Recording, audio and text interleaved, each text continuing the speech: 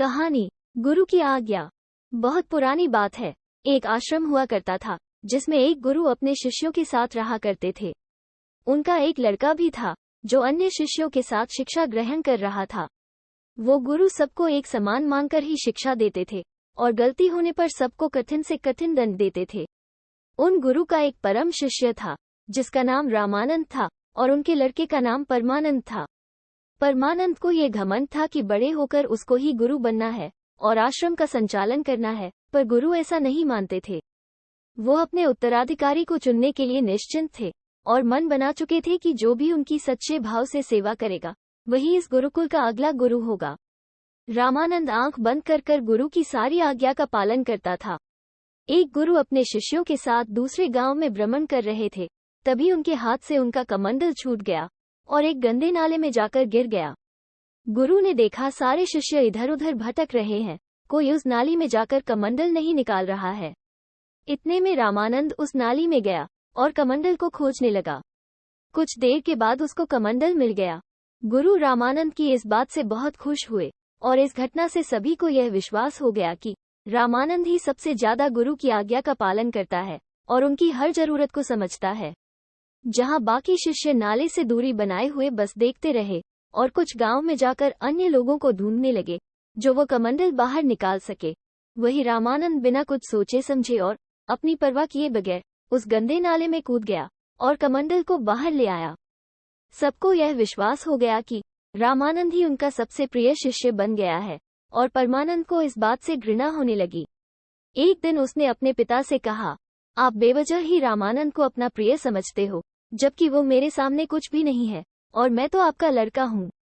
गुरु ने मुस्कुराते हुए कहा, मैं इस प्रश्न का उत्तर तुम्हें समय आने पर दूंगा, और वहां से चले गए। देखते ही देखते ठंड का मौसम आ गया और चारों तरफ बहुत कड़ाके की ठंड पड़ गई।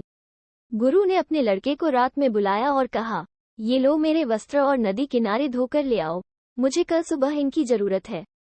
परमानंद ने अपने पिता से कहा, मैं कल प्रातःकाल इन वस्त्रों को धो आऊंगा, आज बहुत ठंड है और रात में ऐसा करना उचित नहीं होगा।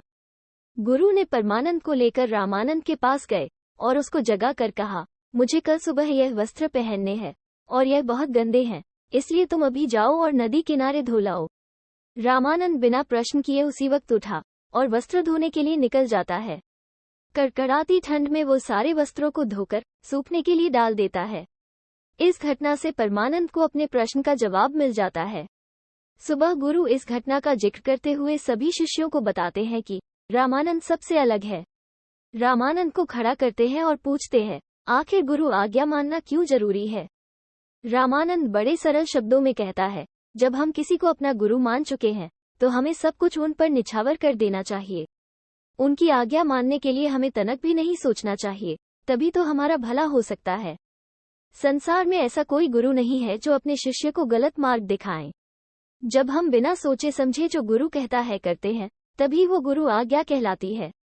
अगर हम उसमें सोचेंगे समझेंगे और फिर उसको करेंगे तो वो गुरु आज्ञा नहीं, हमारा स्वयं का मन हो गया। इसलिए गुरु आज्ञा वो है जो हम बिना सोचे समझे गुरु के कहने पर ही कर देते हैं। रामानंद की इस बात को सुनकर सभी शिष्यों को अपनी गलती का एहसास हो जाता है और वह भी रामानंद की तरह गुरु पर सब कुछ निछावर कर देते हैं और ज्ञान अर्जित करने लगते हैं। बहुत कम समय में सब देखते हैं कि उनमें अद्भुत प्रतिभा और भिन्न प्रकार की विद्याओं में पारंगत होते चले जा रहे।